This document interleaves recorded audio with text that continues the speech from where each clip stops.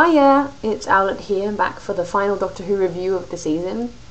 Yeah, because I just watched the finale 2 weeks late. Sorry that the last few videos have been sort of a shambles of timing, but life gets in the way of Doctor Who reviews sometimes. Priorities, I clearly need to sort them. Clearly Doctor Who should be first.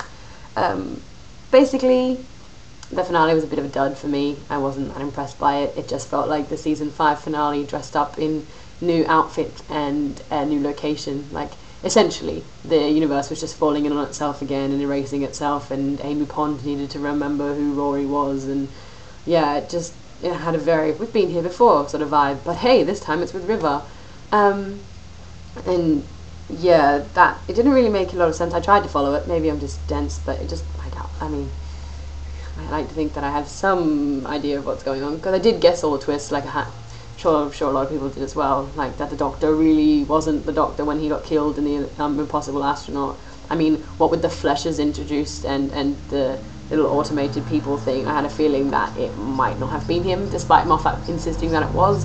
And also, you know, the wedding seemed a little bit like he was just marrying her to make peace with the universe, which is what the Doctor does. I mean, he also goes around marrying Marilyn Monroe, so clearly the man throws around wedding like he throws around bow ties.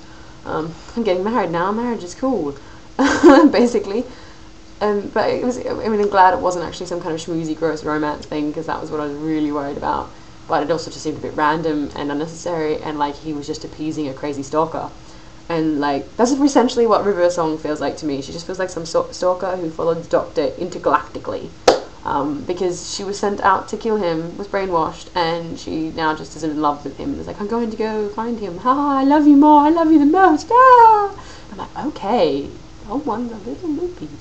And River, Amy was like, yeah, to the eye patch lady, you stole my baby, and she's grown up now and she's fine. That's fine. That's your definition of fine. I think you need to work on your definition of fine.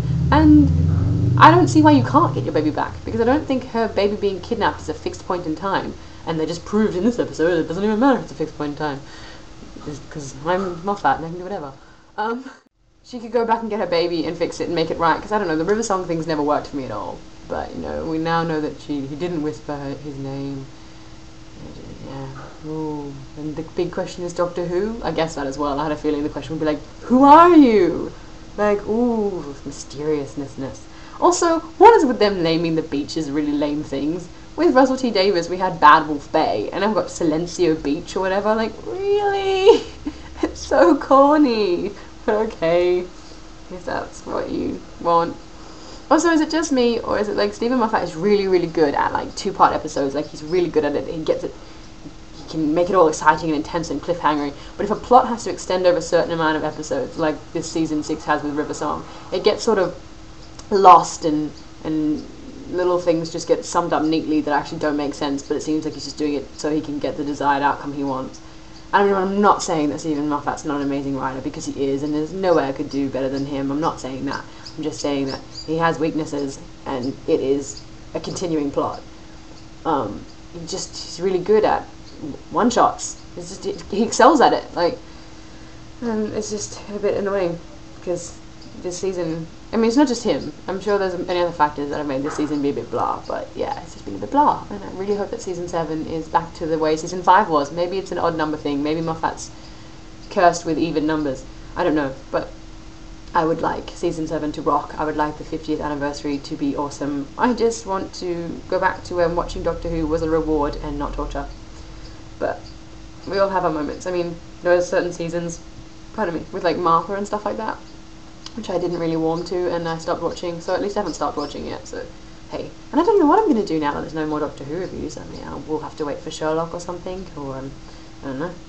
I'll still be on Tumblr, so you can go to Tumblr. There's something else I was supposed to say. Oh, I hated how the Doctor was all like, she's hell in high heels and a woman has happened to time. Like, really? That was sort of kind of stereotypical. And I don't know if she actually wears high heels a lot of the time. She seems to wear combat boots. And it's like when River regenerated and she was all like, oh no, is my body size okay? Do I look good in this outfit? It's sort of stereotypical stuff, which I really don't think is needed. And she does use pet names, which I loathe, like Sweetie Pet stuff. But I'm not going to turn this into a River hate video if I can help it, because, you know, yeah. that's not the point of these things. You need to remain somewhat unbiased, I guess. There was more time loops. Always with the time loops. Moffat has a thing for time loops and also throwing every character that had been in the season into one. He's like, oh my gosh, remember when we hung out with these people? Well, they're all here now. Which it's just sort of a bit too much for too little an outcome. Like, yeah, he does that, and I don't really know why. I don't see the point that it proves. And I think sometimes he thinks that the bigger is better and the more the merrier, but really the simple things can be kind of exciting as well.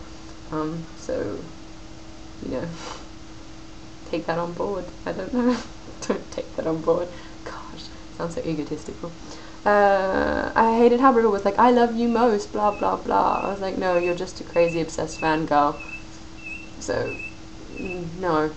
But it's sweet that you think that, and so the Doctor sort of appeased that. And it was random. It was all just really random. Live chess looks awesome though.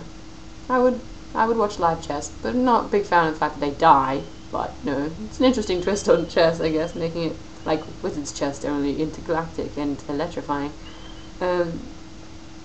I liked that the Doctor felt bad about the guy falling into the pit to be eaten by skulls when that guy was actually trying to kill him, because we had that sort of humane Doctor back. And oh my gosh, there were so many god complexes in this episode though, with the whole like, it's my silence, I'm the important one, when really the silence will fall sounds like when the question is asked, the silence as a species will fall. I don't know why the Doctor thinks that it has to do with his silence, or why that eye patch chick thinks that it's her race being, or her minions, what? I don't know, the silence being like superior. It really sounds like the prophecy is saying that they're gonna fall, but whatever. What else have I written down here? I think he's got a lot written. Oh yeah. He threw. I liked the whole. I liked and loathed the throwaway lines of, I could help Rose Tyler with her homework and go to all of Jack's stag parties in one night. That would be a very intense night. And also, I mean, I like that he keeps referring back to past companions and stuff, but at the same time, I'm sort of like, season 5 sort of set it up to be its whole separate thing with Doctor, Amy, and Rory, and I kind of don't really enjoy the throwbacks. I mean, I know that Doc 10 hung out with Sarah Jane and stuff and K9, but that's not a bit different. I don't know. It was nice. Okay, I'm just nitpicking this. Whatever. I like that he was going to save the dodo though and join the Beatles. That was very amusing. Oh man, that mullet hair was ugly. I also hate the word inevitable, which came up. Yeah, so changing a fixed point, is that even allowed? I mean, clearly not, because the universe fell apart, but okay. Interesting that they even played that game. And Pond, Amelia Pond, really James Bondish going on there, which was a tongue-in-cheek, I'm sure very intentional, but very, very amusing, and also like, eye roll, cannot believe that was actually put in there.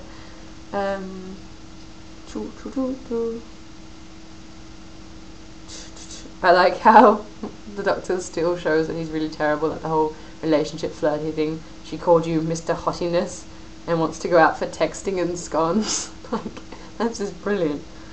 But then at the same time, he's all like, I can handle this marriage thing. So he's like two very polar opposites there.